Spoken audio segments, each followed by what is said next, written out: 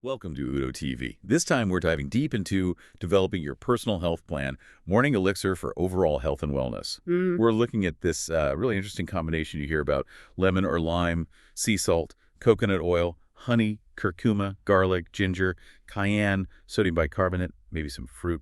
It's quite a list. And you've given us a stack of sources, so our mission, like always, is to really unpack the key insights on these ingredients. What does the science actually say? exactly. We're here to sift through it all, pull out those crucial bits of knowledge so you can be properly informed without getting totally overwhelmed. Absolutely. And it's something we always come back to here. Diet, nutrition, and pH, they really are fundamental, key to human health. Couldn't agree more. And the research we've looked at keeps pointing to this. Diet and nutrition, well, they often stand out as the very best treatment for human organ health. It's true, isn't it? A powerful idea.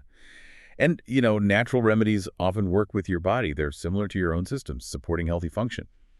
So today, let's start this deep dive. We'll go ingredient by ingredient based on the sources you sent over for this morning elixir. Okay, let's kick things off with something, well, deceptively simple. Sodium bicarbonate. Baking soda, right? Most of us have it in the kitchen, but there's a lot more to it. Oh, definitely. Think of it as a chemical balancer, basically. Highly soluble in water. We know it from baking, right? Releases gas, makes things rise. But interestingly, it's widely approved in foods, medicines, Europe, the US. But then you look at Iran, and it's actually prohibited in baking there. Wow, that's a stark contrast. Yeah. What's the thinking behind that in Iran? Well, the concern there, or the perceived issue, is linked to phytic acid in flour. They believe baking soda stops the breakdown of phytic acid. And the worry is that this could hinder the absorption of important minerals, think iron, zinc, calcium. Some Iranian studies have even suggested a link to lower iron and calcium levels in people. Okay. That sounds like a valid point of concern. But you mentioned a systematic review that maybe paints a different picture. It does, a really comprehensive one, pulling together all the available evidence. And its main conclusion: no credible studies actually found harmful effects on human health from using sodium bicarbonate in food. In fact, it kind of flips the script and highlights a whole range of therapeutic, beneficial effects that are backed by solid research. Okay, that's quite a turnaround. So what are some of these key benefits? Right. Well, let's start with athletes. Athletic performance. Think tennis players, swimmers needing that edge. Studies show taking sodium bicarbonate can actually improve performance. It acts like an internal buffer, helps manage blood pH, reduces lactate buildup, Right. and basically lets muscles work harder for longer, increase speed, better endurance in some cases. So it's fighting muscle fatigue, Yeah. essentially. That's pretty remarkable for baking soda. What about for general wellness, gut health? Yeah, for the gut, it's quite versatile, often used for indigestion, especially combined with other things like bromelain or antacids. And interestingly, for patients dealing with chemo side effects for GI cancers, it's actually been shown to help reduce nausea and diarrhea. It also benefits patients with metabolic acidosis, where the body gets too acidic. That's a really wide range of actions. What about the heart? Cardiovascular Mm. connections. That seems relevant for this elixir idea. Okay, yeah, this is where it gets really interesting for heart health. One study showed bicarbonate-rich water with a low-salt diet didn't change blood pressure in healthy folks. But other studies show bigger impacts, like drinking mineral water with specific bicarbonate levels daily for a couple of months. It significantly lowered LDL, the bad cholesterol, total cholesterol, and blood pressure in young adults, Wow. reducing their heart disease risk. It's even been shown to help improve CPR outcomes in emergency situations involving high potassium levels. And for people with kidney issues, taking it consistently didn't raise blood pressure or cause fluid retention, which is often a worry with sodium. You're listening to Udo TV. Okay, so impacting cholesterol too, not just blood pressure. How does it affect the kidneys more directly? On the kidney front, it can actually be helpful. It seems to increase sodium excretion through urine and can slow down the progression of some types of kidney disease. While some studies didn't see changes in standard kidney markers like BUN or creatinine, it did clearly reduce something called renal thromboplastic activity, basically, a positive effect on clotting factors related to kidney health. And metabolically, thinking blood sugar, lipids, that sort of thing. Well, in healthy people, bicarbonate water didn't seem to mess with blood glucose or insulin. But get this, in healthy postmenopausal women, it actually led to lower fasting blood glucose, total cholesterol, and LDL, while increasing the good HDL cholesterol, Interesting. improving their overall cardiovascular risk profile. And in patients with renal failure, it even reduced fasting blood glucose, boosted fasting insulin and seemed to improve their nutritional status overall. That's a really impressive list of potential pluses. But you mentioned higher doses sometimes. What about safety? Is there a tipping point? Yeah, that's absolutely crucial. The source is stress dose dependency. You know, the saying, the dose makes the poison. Mhm. While the big review found no harm in typical food uses, it does acknowledge that really high therapeutic doses, in some isolated case reports, were linked to serious issues: stomach rupture, metabolic alkalosis, heart rhythm problems. But, and this is important, these were kind of random reports, no control groups. So blaming just the baking soda is tricky. It really comes down to sensible use, not extreme amounts. Fascinating stuff. How something so common can have such varied effects depending on the dose. Okay, let's shift gears, something with a bit more puzzle.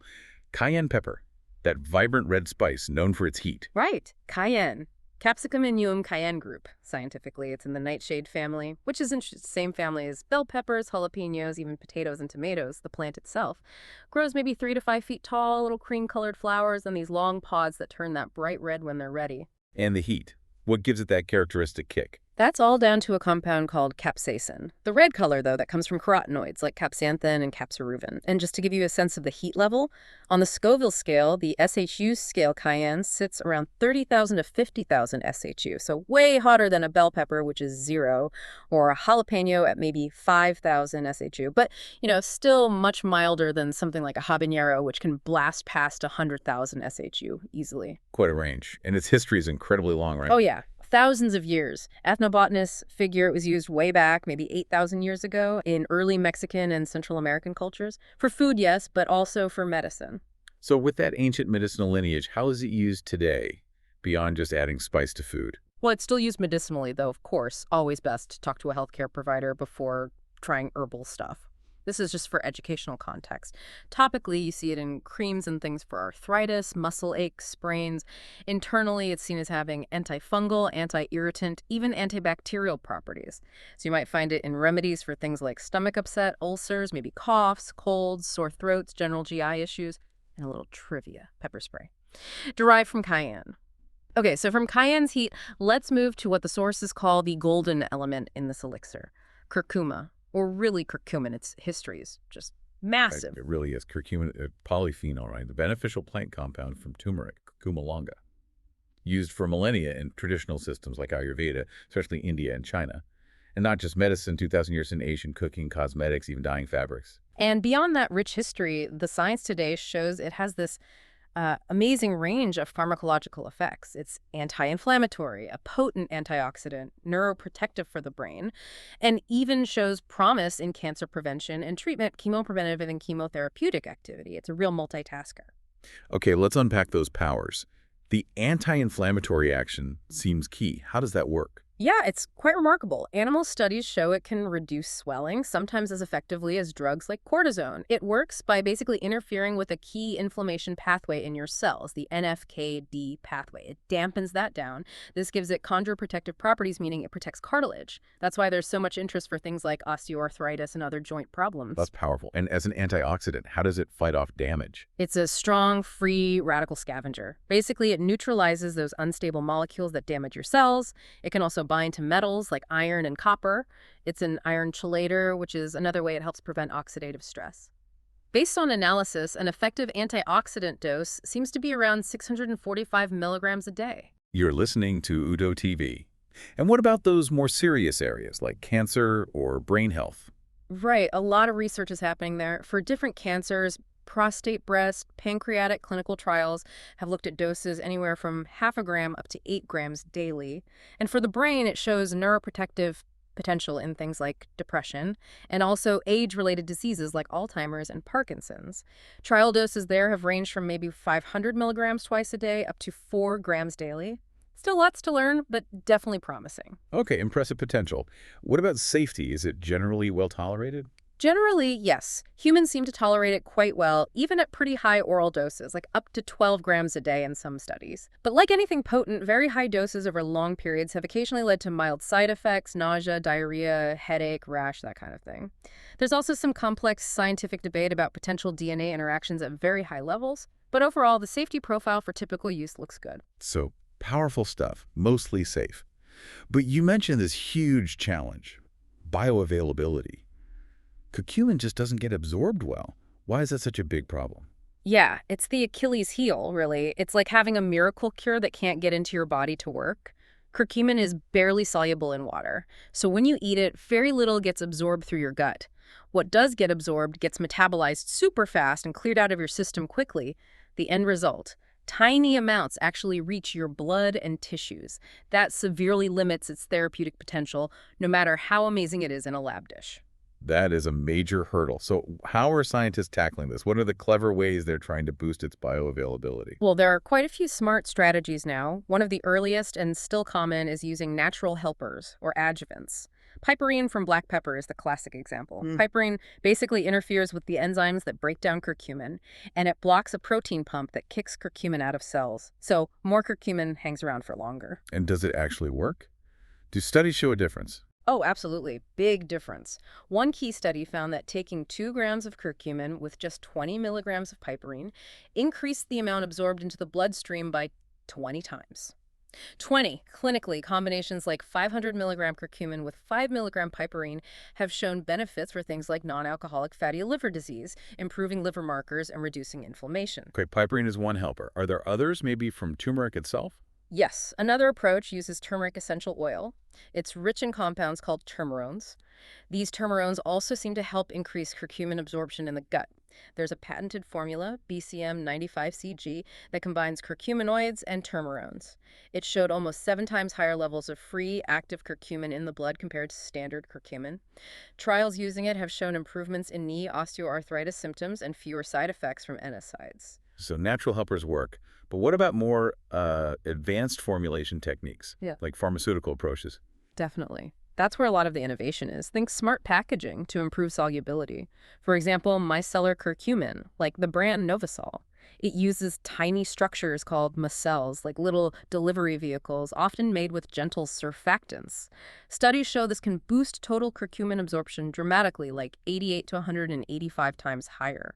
They're even trying this for tough conditions like brain tumors, though getting enough in there is still tricky. 185 times, wow. What other kinds of smart packaging are there? Lots. There are cyclodextrin complexes, like pabacumin. They basically trap curcumin inside a sort of sugar cage, making it more soluble.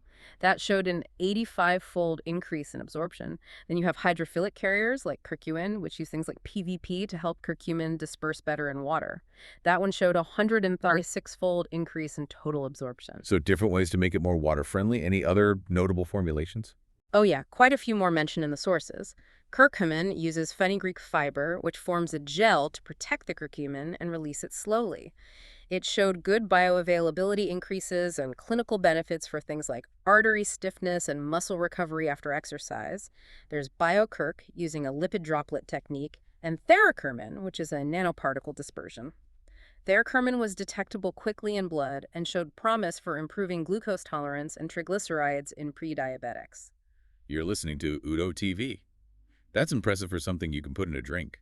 What about formulations using more of turmeric's natural structure? Right, that leads to things like Curate. It uses what they call non-polar sandwich technology. It basically combines the fatty curcuminoids with the water-soluble parts of turmeric fiber, carbs, essential oils.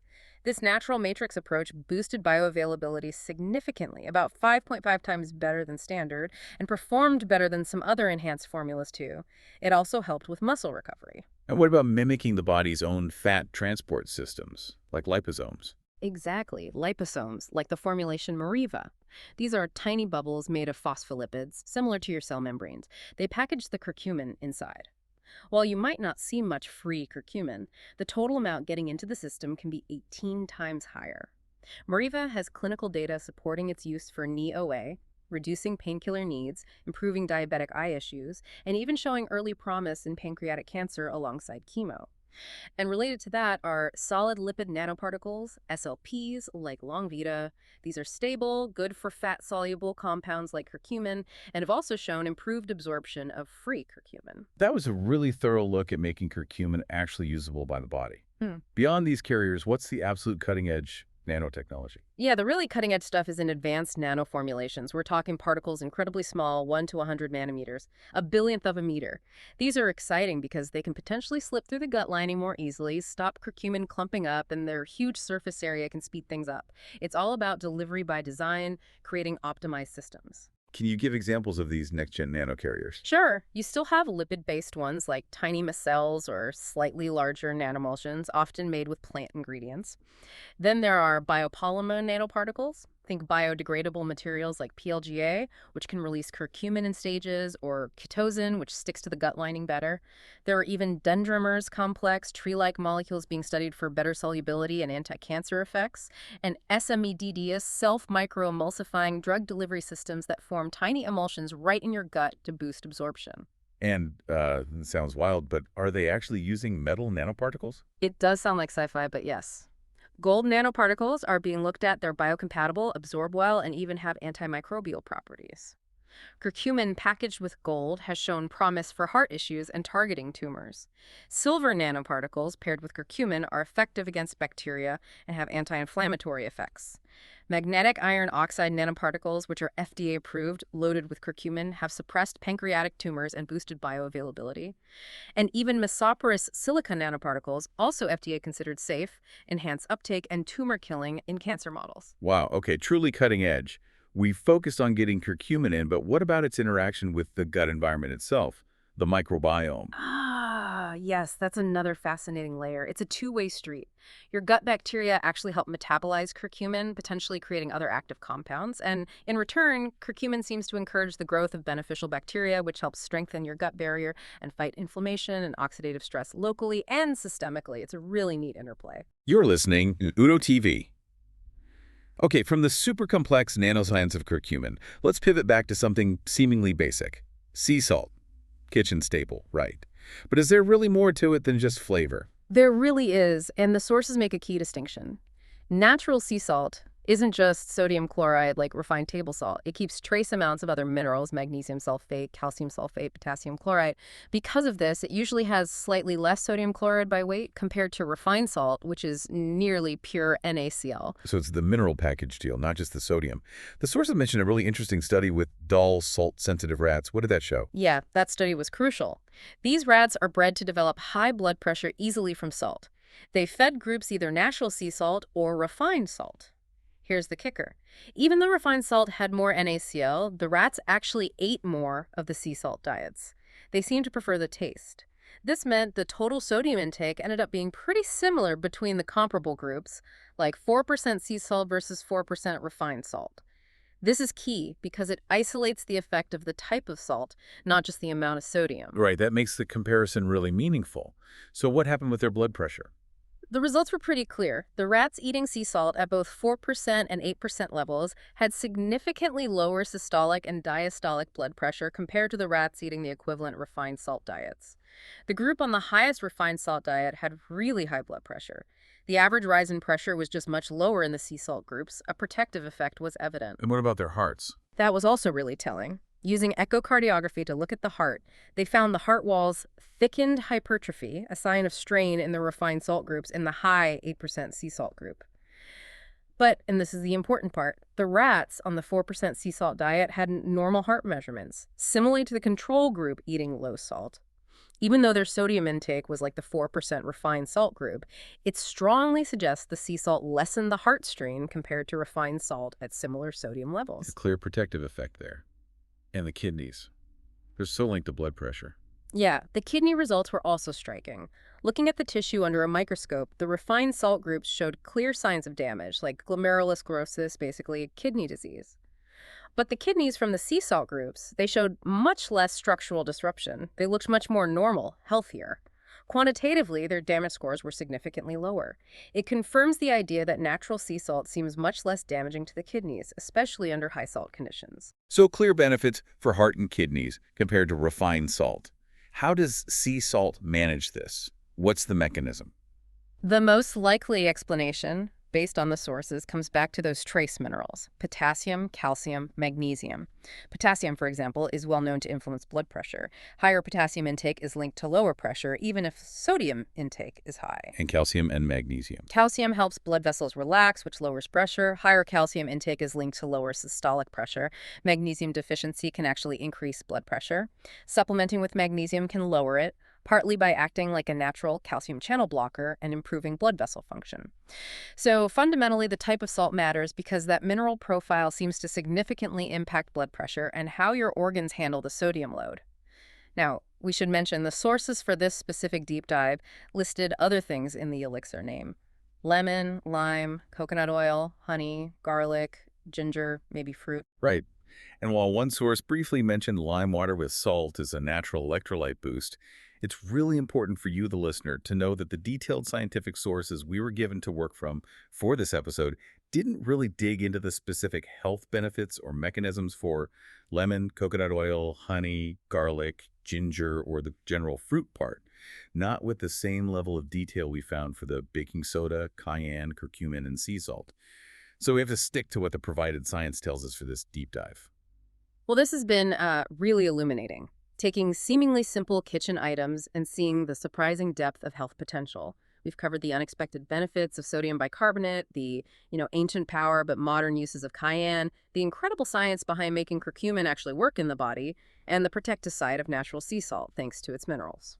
Absolutely. It really hammers home those points we started with. Diet, nutrition, and pH are just so central to human health, and it underscores how focusing on diet and nutrition can be such a powerful approach for organ health, often working with the body's natural systems. Exactly. We really hope this detailed look empowers you, our listener, helps you make more informed choices for your own health path based on understanding these ingredients better. What's really fascinating as we wrap this up is seeing how science keeps peeling back the layers on these natural compounds, revealing this complex dance with our biology. It makes you think, doesn't it?